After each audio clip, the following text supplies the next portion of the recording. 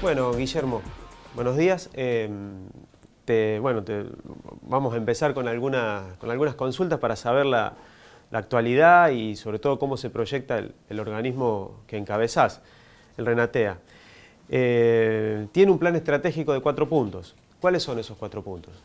Bueno, el plan estratégico, las líneas estratégicas que tiene el RENATEA desde su creación están vinculadas a la primera, fundamental, a la consolidación de lo que es la estructura de organización de los trabajadores rurales, como garantía de seguridad de que, independientemente de la actividad del Estado, los trabajadores pueden tener organización propia que trascienda a una acción directa que en algún momento desde alguna parte del Estado se pueda hacer. El otro elemento es mejorar sistemáticamente la calidad de vida del trabajador rural a partir fundamentalmente de una intervención que no significa la intervención individual con el trabajador, sino con toda su familia. Y en este sentido la actuación es una actuación de tipo, la actividad es una actividad de tipo integral.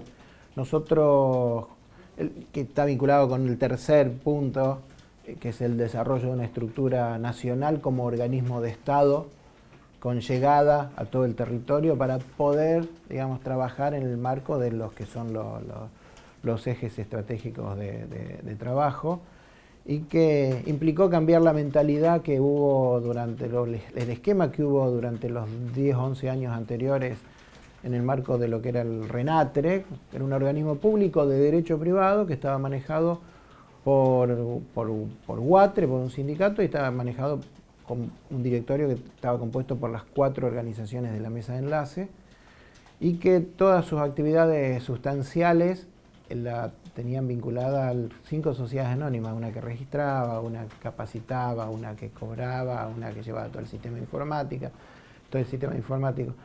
Entonces, esta estructura territorial que hemos desarrollado hoy tiene 25 unidades centrales, tiene 104 unidades territoriales y tiene más de 200 unidades de gestión local, que son convenios entre el RENATEA y organismos públicos a través de municipios. Pueden ser cooperativas, pueden ser sindicatos, pero todo esto de la mano del primer eje estratégico, arranco al revés, que es la necesidad de la registración de los trabajadores rurales. Registración como puerta de entrada de derechos. Claro. El piso es la registración. Un trabajador registrado, un trabajador identificado, un trabajador que está identificado él y su familia, que se sabe dónde trabaja y que por lo tanto es sujeto de políticas de Estado. Porque aunque parezca mentira, por más que se critica tanto la llegada universal de las políticas de Estado vía asignación universal por hijo, vía progresar, vía jubilaciones, en los sectores rurales dispersos, y en los sectores rurales, básicamente muchas familias rurales no tienen acceso, el RENATEA se ha convertido en puerta de acceso a esos trabajadores a derecho. Entonces, digamos, estos 4 ejes estratégicos que implican, el primero, lo que es la registración de los trabajadores como puerta de acceso a derecho. Jubilación, obra social, seguro de desempleo, seguro de sepelio, formación profesional, capacitación laboral, acceso a todos los programas del Gobierno Nacional y acceso a todos los programas propios del RENATEA que están vinculados con la alfabetización. Hay un porcentaje más elevado que la media de analfabetos y nosotros tenemos un intenso programa de esto. Acceso a lo que se llama el RENATEA en tu escuela, donde nosotros como RENATEA tenemos programas de fortalecimiento de las escuelas rurales donde van los hijos de los trabajadores. Un programa que se llama PISTA, Programa de Inclusión Socioproductiva de Trabajadores Rurales, en donde estos trabajadores temporarios que se quedan durante un periodo relativamente prolongado sin ingresos porque su tarea es temporaria. Nosotros a través de estos trabajadores en forma asociativa, cooperativas o, digamos, aportamos a la formación profesional, a la reconversión en cuanto al esquema laboral, pero básicamente aportamos los recursos para que esos emprendimientos puedan llegar a ser consolidados como estructuras productivas de autoempleo. Hay muchos ejemplos, pero criadero de cerdo, criadero de pollo, huertas comunitarias que tienen salida a través de mercados de cercanía. Entonces, digamos, esa es la tarea. Y bueno, y desde el tercer punto, sintetizando, es digamos, la mejora sistemática de la calidad de vida del trabajador y su familia. Y el cuarto punto, que es para nosotros fundamental, la organización del trabajador, que necesariamente tiene que derivar en la sindicalización del trabajador rural, sindicalización en serio, sindicalización representativa, porque los trabajadores rurales tienen una doble característica. Los que son permanentes y están vinculados a actividades más de tipo ganadera o tipo forestal o agrícolas, tiene una relación extremadamente individual, muy personal con el patrón, y es muy difícil romper eso. Un trabajador que tiene una relación individual en una estancia o en un campo, si protesta o lo echan, se queda sin casa, se queda sin trabajo, se queda sin... y si no, el trabajador temporario que viene se encuentran ocasionalmente con otros trabajadores en un punto concreto de trabajo. Muchas veces son sometidos a situaciones vinculadas al tema de trata laboral. En muchos casos hay trabajo infantil. Bueno, y la única manera de consolidar la única manera de luchar contra eso es la propia organización de los trabajadores. Sería imposible para el RENATEA como organismo estar presente en 150 millones de hectáreas. Sin organización. Sin organizaciones. Es más, de hecho, todo el trabajo que se viene realizando deriva en situaciones como que el grueso de las actividades vinculadas a inspecciones, a combate al trabajo no registrado, a detectar situaciones que apuntan a la registración, vienen de denuncias de propios trabajadores. Cuando nosotros entramos no había denuncias, 15 denuncias en un año. Claro. Y hoy no era que no existiera la situación. Hoy hay 15 o 20 denuncias por día, de las más variadas, las que nos corresponden y las que no nos corresponden como organismo de Estado. Pero en realidad atendemos a todas. Mencionabas dentro de los puntos estratégicos que un primer paso es la registración, es la incorporación al ámbito del derecho de los trabajadores. Un segundo paso es mejorar la calidad de vida, pensar en la reconversión de muchas de las tareas. Y esto nos ata a una concepción más integral de la política agropecuaria, que es toda la política que se ha encarado del agregado de valor en origen, la industrialización de la ruralidad, etc. ¿Cómo se vincula la mirada que tenemos sobre los trabajadores agropecuarios con esta mirada estratégica que en realidad va hacia otro lugar que la concepción esta concentrada de Argentina, granero del mundo? Digo, ¿cómo entra el trabajador rural en esta...? Primero, nosotros consideramos al trabajador rural como parte de la cadena de producción, pero no de la perspectiva de un número que puede ser comparado con 2 litros de herbicida, con el transporte o las semillas, sino como una dimensión que es el principal factor de producción. Un socio estratégico. Es un socio estratégico en la producción. Ser humano, destinatario, originario de la riqueza que se produce. El otro elemento está atado a la transformación del modelo agroexportador. El modelo agroexportador era un modelo que está basado en la producción de productos primarios, exportación sin valor agregado, agregado de valor vía mano de obra en el extranjero y compra de mano de obra de otro país, digamos, con desocupación. Un país chiquito, un país para 10, 12, 15 millones de habitantes. El modelo que nosotros proponemos, que el Estado Nacional propone, es un modelo de producción con agregado de valor en origen, con generación de empleo local, el empleo como gran organizador social. El trabajador rural entra como factor fundamental, pero que eso nos obliga a tener una mirada muy puntual acerca del futuro de lo que va a ser el trabajador rural en la República Argentina. Yo doy ejemplos concretos. Hace 10 o 12 años, 15 años, con un modelo productivo pampa húmeda basada en la chacra mixta, basada en el peón rural, había más de 200.000 trabajadores rurales vinculados a la agricultura y a la estructura. 15 años después no quedan trabajadores rurales.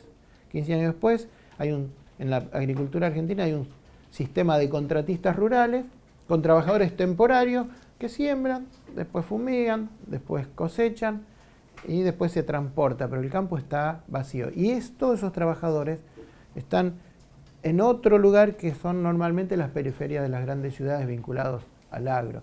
Y esto que pasó en la Pampa Húmeda como ejemplo de la incorporación de tecnología ahorradora de mano de obra, está pasando en la mayoría de las producciones en la República Argentina. Entonces, algodón tiene el imaginario puesto en el marco de el paradigma del trabajo temporario, donde la familia cosechaba a mano. Hoy el algodón también se reconvirtió tecnológicamente, el grueso del más del 80% de la producción de algodón está con algodón transgénico, con un paquete tecnológico basado en alta utilización de agroquímicos, siembra de surco estrecho a 50 centímetros, cosecha mecánica. Todos esos trabajadores hoy no están. Si nosotros vemos qué está pasando en la vitivinicultura, todos los nuevos emprendimientos grandes de viñas hoy están plantados en base a espalderas, en base a postes de aluminio, que son aptos para cosecha mecánica, donde una máquina mueve la totalidad de la espaldera y caen los granos de uva. Ahí hay 35.000 trabajadores rurales. Entonces, ¿cuál es una de las...? Podría seguir diciendo esto. Con la uva, con el té, que ya es totalmente mecanizado, con el tabaco, que se están probando máquinas cosechadoras, con la aceituna, que hoy la mitad de la aceituna se cosecha a máquina. Tenemos que pensar qué hacemos con esos 400, 500.000 trabajadores rurales, y en este marco nosotros... La única salida para esos trabajadores es el agregado de valor en origen, es generar empleo de base local en el marco de la agroindustrialización, y en este sentido nosotros tenemos una muy fuerte actividad vinculada a lo que nosotros llamamos formación profesional, reconversión, en donde a los trabajadores nosotros les ofrecemos formación en otras cuestiones que son alternativas a simplemente la cosecha manual o a la actividad manual, y que están vinculados al manejo de maquinaria, están vinculados a procesos de tipo agroindustriales, etc. O sea, tenemos diseñado un esquema que da respuestas a medida de las necesidades locales. O sea, si se necesita reconvertir trabajadores para el manejo de máquinas que clasifican ajo, bueno, ahí estamos nosotros con oferta de trabajadores, de cursos. Y una cosa que quiero rescatar absolutamente, que tenemos un muy fuerte trabajo, a pesar de que somos de trabajadores, con las cooperativas yerbateras, con las cooperativas de vitivinicultura, en donde, digamos, la integración de la mano de obra no es una cuestión de antagónicas, de vinculado a decir, la renta, maximizar la renta es mi objetivo y el trabajador que se joda, sino que se trabaja en otra dimensión, en otro pensamiento de tipo productivo, de acumulación económica y social, digamos. Y también se redefine la importancia del desarrollo local y del desarrollo regional. Incluso hablábamos del tema de los mercados de proximidad y ese tipo de cosas. ¿El trabajador qué rol cumple en ese desarrollo local?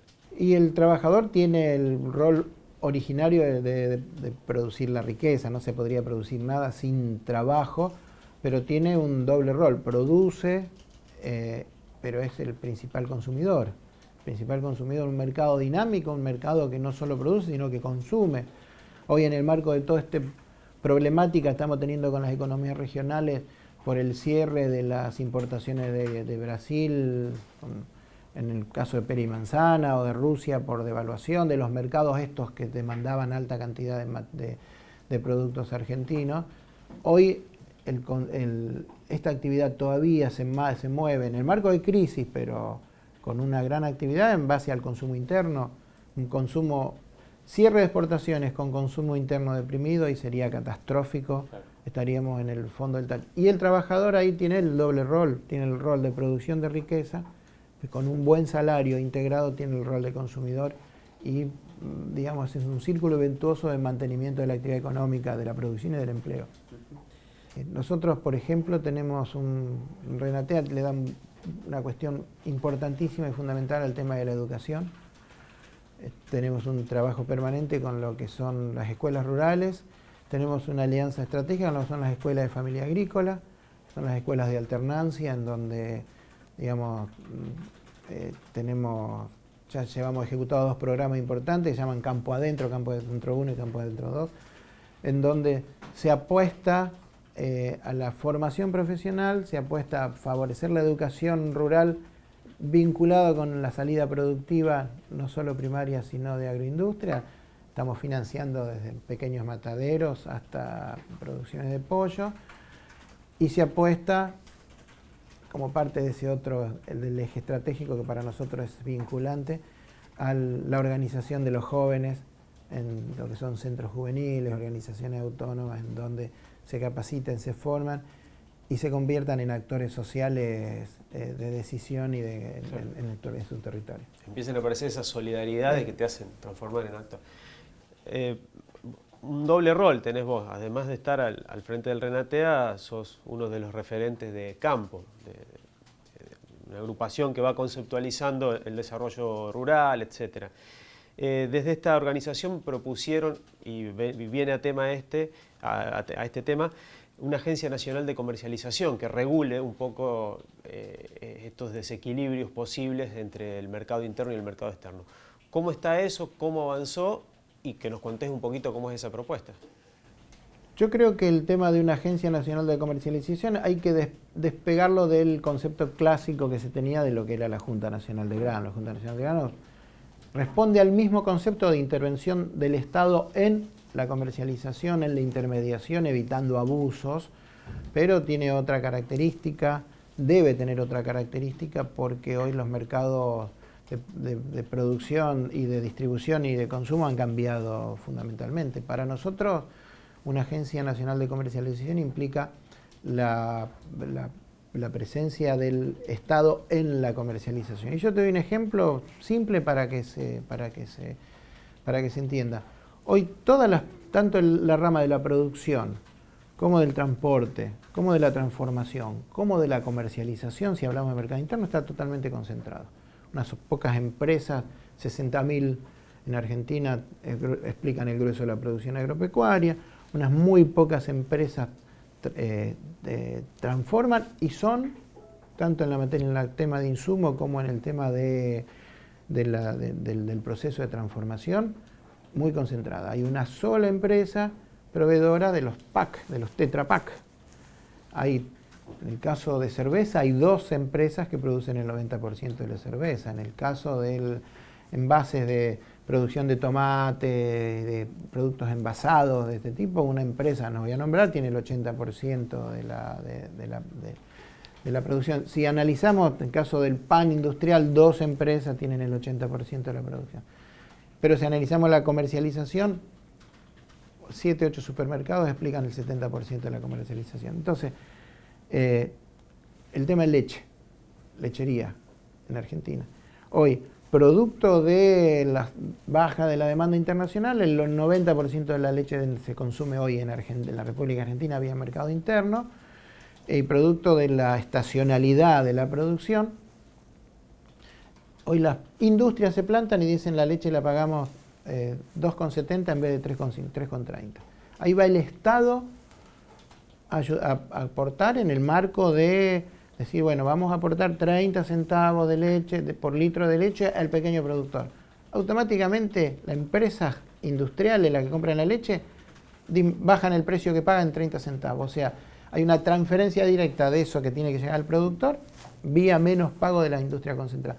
Entonces, digo, una agencia nacional de comercialización de producción primaria y agroindustrial permitiría al Estado intervenir en ese tipo, fijando precios mínimos, fijando precios de referencia, la empresa saliendo a comprar, la empresa saliendo a vender, y tiene un socio estratégico. No hay otro socio que el sector cooperativo en la República, ni un sector que, y eso es parte de la definición de lo que es la empresa de comercialización, una alianza privado, cooperativo, Estado, en función de garantizar el tema de la producción, de la distribución del mercado, porque si vamos, eso en la producción interna y en la comercialización, si vamos a la producción, a la exportación, es fundamental una alianza con cooperativas, ACA, AFA, otras cooperativas, que son las que hoy ACA tiene puertos, que son las que tienen una estructura territorial de una gran cantidad de depósitos, de relación con productores, etc. De hecho, lo que viene haciendo el Estado, lo viene haciendo, se viene creciendo sustancialmente. Para nosotros hoy todavía, como campo, es insuficiente, a pesar de que el 14% de las exportaciones de granos y oleaginosas en Argentina hoy lo tiene el sistema cooperativo contra el 7% que lo tenía antes, pero de cualquier manera el 90, el 80 y pico por ciento está en manos privadas concentradas a través de 19 puertos, todos privados, exportando a través de una hidrovía que maneja, que guarda, que... En muchos casos extranjerizado también, ¿no? Extranjerizado, que mantiene el Estado. Entonces, digo, la Agencia Nacional de Comercialización es una herramienta que le permitiría al Estado intervenir en forma virtuosa, no a la comercialización, sino en la comercialización, siendo un actor más muy importante, manejando reserva, manejando contrato, manejando stock y sobre todo garantizando la demanda internacional. Uno de los problemas que tiene Argentina y hoy con los chinos, que dijo a los chinos que compraran hizo que los chinos compraran 2 de los traders más importantes, es que los chinos quieren negociar con Argentina país, no quieren quedar pegados de negociar su seguridad alimentaria con una multinacional norteamericana. Entonces, nosotros no tenemos posibilidad de bancar ningún tipo de esos contratos, de hacer negocios país, garantizar la seguridad de entrega como Estado en el marco de convenio ni con China ni con Rusia, porque no tenemos las herramientas necesarias. Empezamos con hablando sobre el tema de los trabajadores, el rol del Estado, etcétera, y digamos, un poco al final empezamos a ver la situación internacional y te pregunto un poquito sobre eso, como para cerrar la idea. El aumento del consumo de grandes masas de la población, sobre todo en China, bueno, en India, etcétera, va a traccionar el consumo de alimentos, ya lo está haciendo de manera muy acelerada y de manera muy fuerte, con mucha contundencia. Nosotros como país productor de alimentos, digamos, con mucho consumo interno, pero también con capacidad para alimentar una buena parte de esa población mundial que está demandando alimentos, estamos ante algunos desafíos. En primer lugar, tener la capacidad para proveer, pero en segundo lugar, tener los mecanismos necesarios para que esa demanda internacional no termine incidiendo sobre la seguridad alimentaria de los argentinos, los precios, calidades, etc. Hablamos un poquito del rol del Estado y el agregado de valor en origen como herramienta para desenganchar esos procesos o darle una dinámica que no se transmita directamente. ¿Qué otras herramientas te parece que habría que poner en marcha? Y me imagino que será parte de la etapa que viene, ¿no? Yo creo que hay como 2 dimensiones. Uno, lo que es el mercado interno y la intervención virtuosa del Estado a través de los sistemas económicos, sociales, yo digo cooperativos y otras formas asociativas, decimos nosotros, digamos, que es garantizar que el consumidor no pague cualquier cosa y el productor no cobre nada. O sea, la intervención en el mercado implica acortar las cadenas entre la producción y la comercial y el consumo. Eso son ferias francas, mercado de cercanía, mercados concentradores en manos de cooperativas, en manos digamos, que elimine la intermediación especulativa. Hoy vos vas a una góndola y compras una botella de vino del medio a 20 pesos y al productor le están pagando 80 centavos el kilo de uva, o estás pagando 22 pesos el kilo de tomate y al productor le están pagando 3 pesos el kilo de tomate. El tomate producido en La Plata. Digo, bueno, ese es un elemento. Todas las cuestiones vinculadas a garantizar la comercialización, el acercar la producción con el consumo, eliminando intermediación especulativa. Producto de mercados concentrados, de lo comercial, de la productiva, de lo comercial, de la transformación, y digamos que son los principales responsables de la inflación.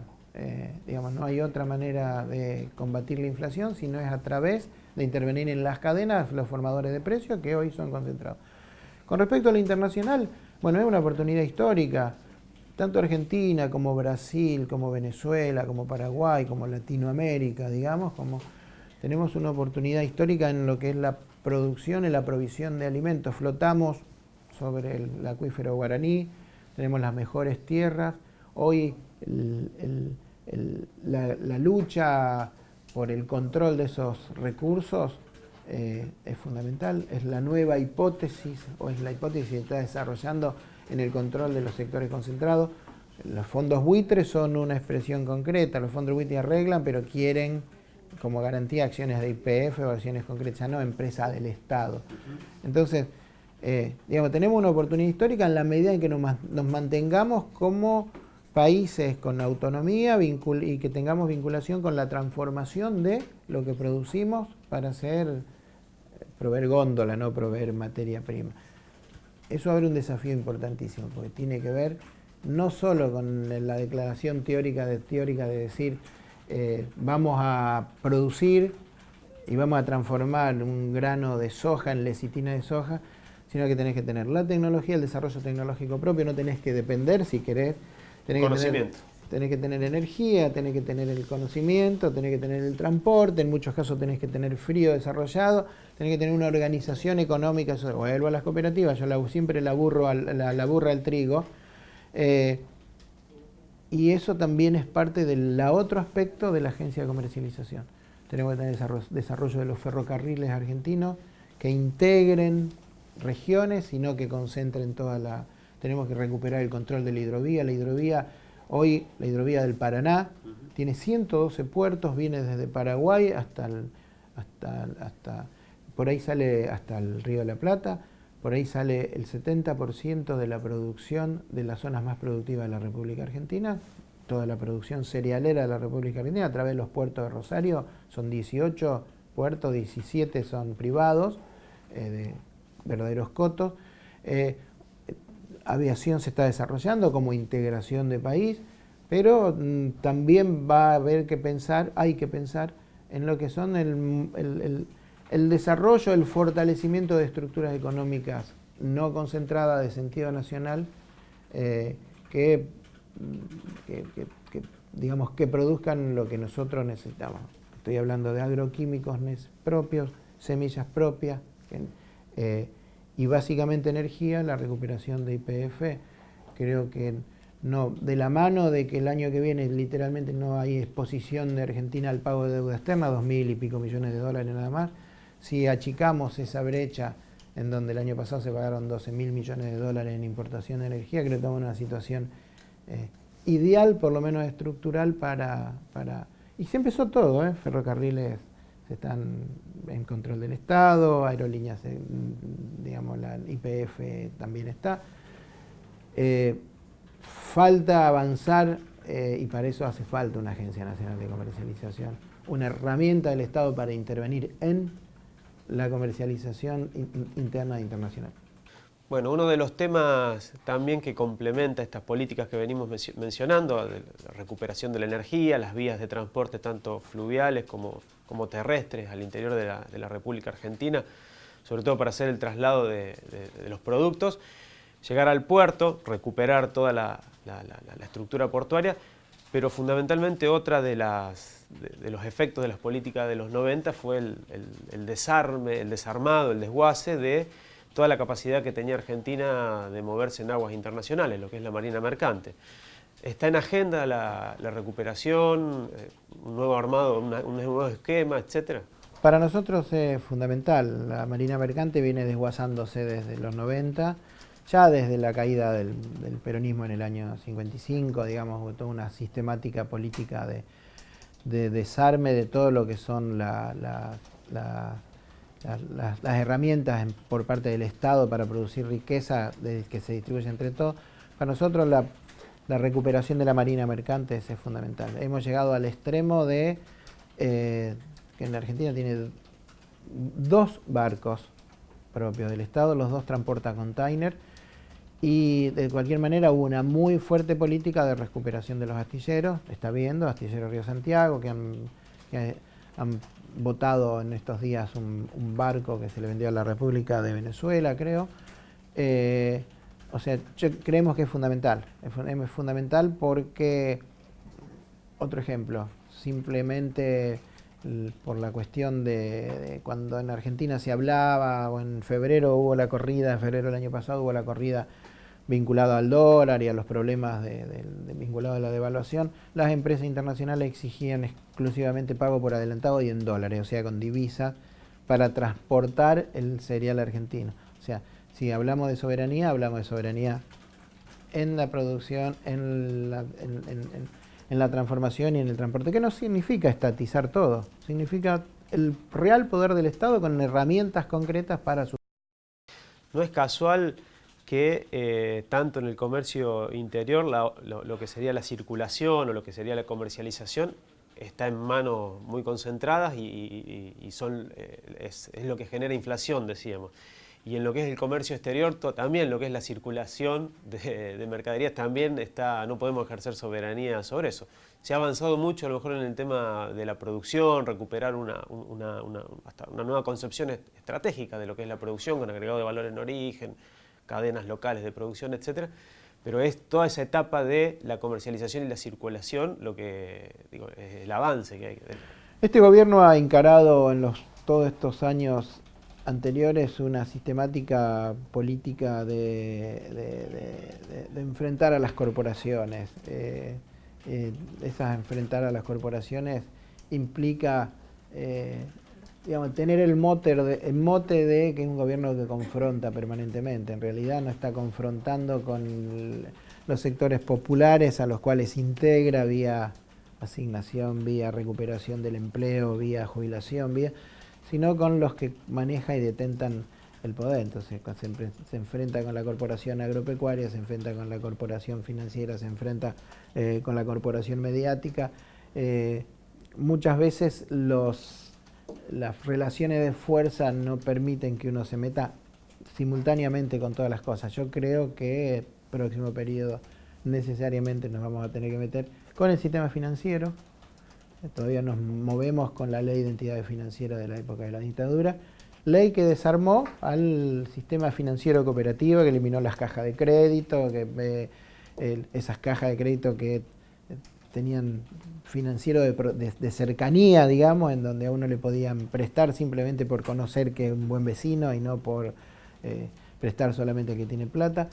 Y bueno, y las corporaciones vinculadas al comercio internacional es una tarea dura, pero no imposible si nos convencemos que todos los sectores nacionales tenemos que trabajar en función de un interés que es nacional, porque las principales empresas comercializadoras de cereal a nivel mundial el año pasado tuvieron facturación de 300.000 millones de dólares, cuando nosotros tenemos una reserva de 34.000 millones, digamos. Entonces, eso revela la dimensión de lo que tenemos enfrente. Yo creo que es absolutamente posible. La única garantía es la organización económica, social, política del Estado, que lamentablemente choca permanentemente con el cipallismo de muchos sectores, digamos, de la oposición política a este gobierno, que, digamos, olvidaron sus pasados, su historia, vinculados al origen popular de muchas de las organizaciones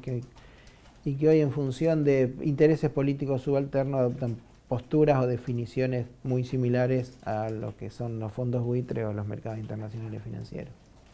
Bueno, estaríamos terminando.